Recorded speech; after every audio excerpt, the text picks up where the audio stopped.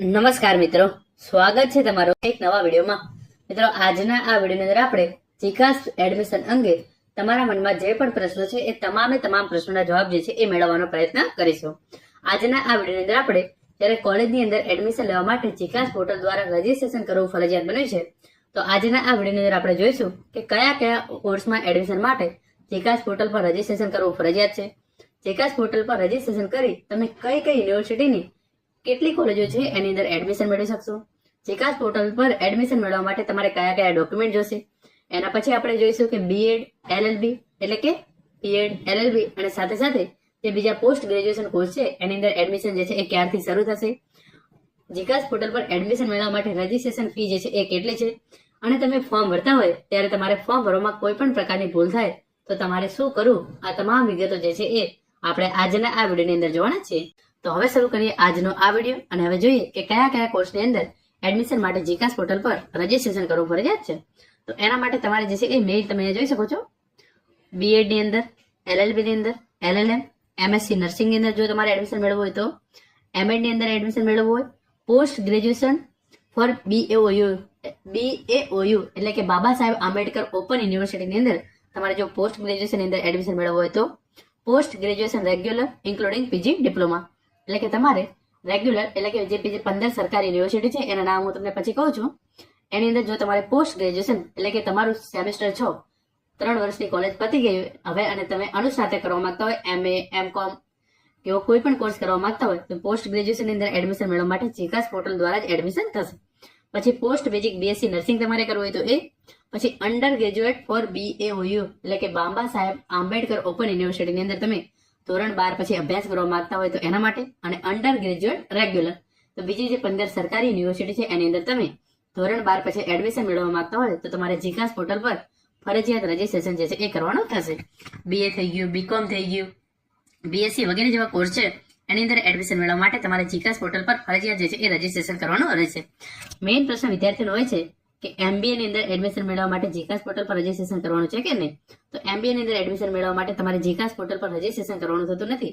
એની જે એડમિશન પ્રક્રિયા છે એ એસીપીસી દ્વારા કરવામાં આવે છે. તો તમે એસીપીસી ની વેબસાઇટ પર જઈ એની અંદર જે છે એ એડમિશન મેળવી શકો છો. સાથે સાથે એન્જિનિયરિંગ અને બીજા એડમિશન છે એના માટે પણ જે છે એ એની અલગ એસીપીસી દ્વારા થાય છે એડમિશન. તો એસીપીસી દ્વારા તમે જે છે એ એની અંદર એડમિશન મેળવી શકો છો. એના માટે તમારે જીકાસ પોર્ટલ પર રજીસ્ટ્રેશન કરવાની જરૂર નથી. હવે આપણે વાત કરીએ કે જીકાસ પોર્ટલ પર રજીસ્ટ્રેશન કરી અને તમે કઈ યુનિવર્સિટીની અંદર એડમિશન જે છે એ મેળવી શકો છો. તો એના માટે અહીંયા તમે જોઈ શકો છો પબ્લિક યુનિવર્સિટી જે છે એ કે રાજ્યની જે 15 સરકારી યુનિવર્સિટી છે એના દ્વારા એની અંદર તમે એડમિશન જે છે એ મેળવી શકો છો. તો પહેલી યુનિવર્સિટી છે વીર નર્મદ સાઉથ ગુજરાત યુનિવર્સિટી, બીજી યુનિવર્સિટી છે ગુજરાત યુનિવર્સિટી, ત્રીજી યુનિવર્સિટી છે હેમચંદ્રાચાર્ય નોર્થ ગુજરાત યુનિવર્સિટી પાટણ, પછી ચોથી યુનિવર્સિટી છે ક્રાંતિગુરુ શ્યામજી કૃષ્ણ વર્મા કચ્છ યુનિવર્સિટી, મહારાજા કૃષ્ણકુમાર સિંહજી ભાવનગર યુનિવર્સિટી. તો આ 5 યુનિવર્સિટી થઈ ગઈ.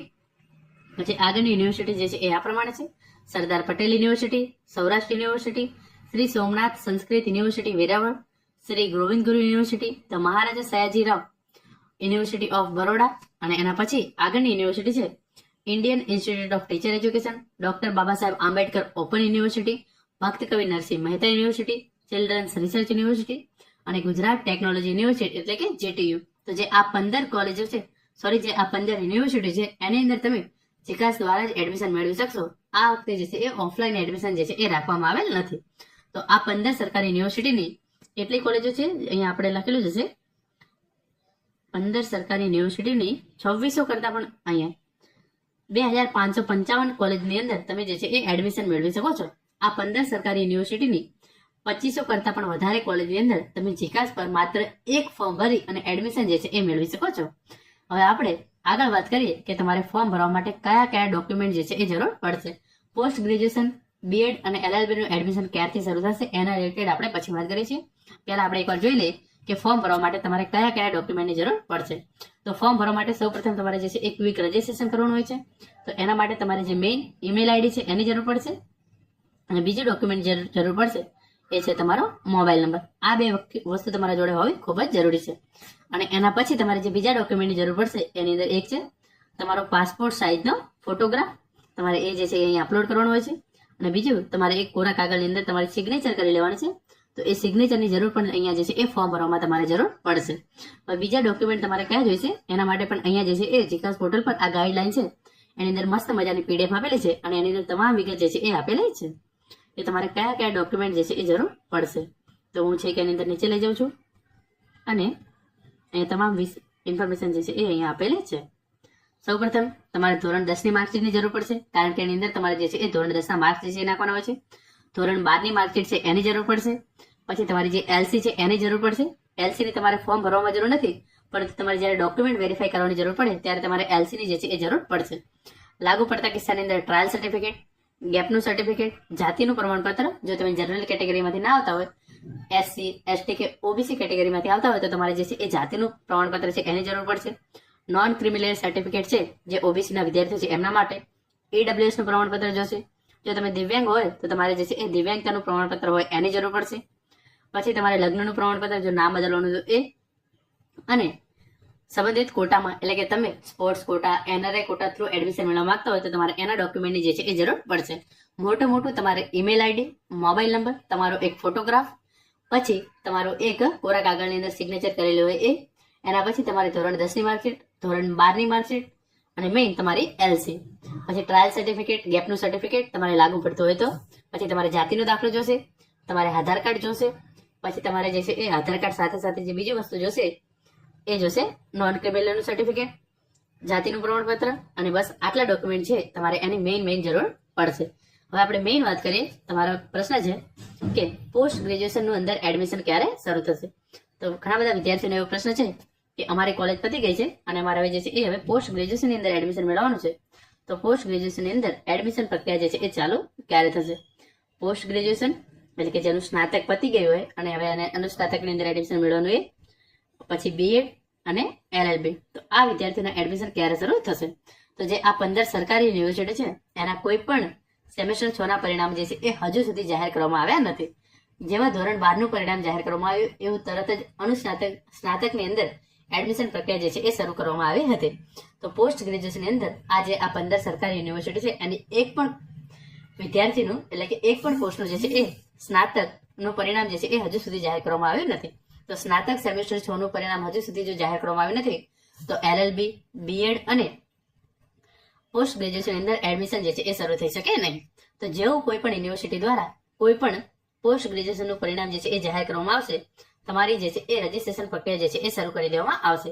જે પોસ્ટ ગ્રેજ્યુએશનના વિદ્યાર્થીઓ છે એમણે અત્યારે માત્ર ખાલી ક્વિક રજીસ્ટ્રેશન કરીને રાખવાનું છે. જો તમારે BEd, LLB કે પોસ્ટ ગ્રેજ્યુએશનની અંદર MA, MCOM જેવા કોઈ પણ કોર્સની અંદર એડમિશન મેળવવાનું છે તો તમારે અત્યારે ખાલી ક્વિક રજીસ્ટ્રેશન જે છે એ કરવાનું છે. જેવા તમારા પરિણામ આવવાના શરૂ થશે એવું પોસ્ટ ગ્રેજ્યુએશન માટેનું રજીસ્ટ્રેશન જે છે એ શરૂ કરી દેવામાં આવશે. તો એના માટે આપણે વેઇટ કરવી પડશે કે ક્યારે જે છે એ આ પરિણામ આવે છે. જેવા પરિણામ આવશે એના પછી પોસ્ટ ગ્રેજ્યુએશનની અંદર રજીસ્ટ્રેશન પ્રક્રિયા જે છે એ શરૂ કરવામાં આવશે.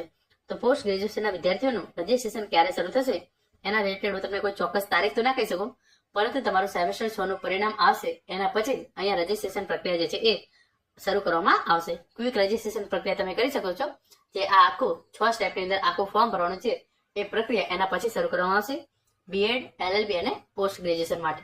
હવે આપણે વાત કરીએ કે તમારે આની અંદર રજીસ્ટ્રેશન ફી જે છે એ કેટલી ભરવાની રહેશે. તો આપણે એના માટે અહીંયા પહોંચી જઈએ છીએ. અહીંયા લખ્યું છે એ પ્રમાણે તમારે જે છે એ 300 રૂપિયા રજીસ્ટ્રેશન ફી જે છે એ ભરવાની થશે. તો તમારે આખી જે છે એ આ તમે 300 રૂપિયા ભરશો તો એની પાવતી આ રીતે આવી જશે અને તમારે જીકાસ પોર્ટલ પર એડમિશન મેળવવા માટે 300 રૂપિયા રજીસ્ટ્રેશન ફી જે છે એ ભરવાની થશે. અને આ રજીસ્ટ્રેશન ફી છે એ તમને પાછી આપવામાં આવશે નહીં. આ કોલેજની ફી નથી. કોલેજની ફી જે છે એ તમારે અલગથી ભરવાની થશે. ખાલી 300 રૂપિયા તમારે જીકાસ પોર્ટલ દ્વારા તમે એડમિશન લો છો એના 300 રૂપિયા રજીસ્ટ્રેશન ફી જે છે એ ભરવાની થશે અને એને તમારે જે છે એ કોઈ પણ સંજોગોની અંદર તમને પાછી જે છે એ આપવામાં આવશે નહીં.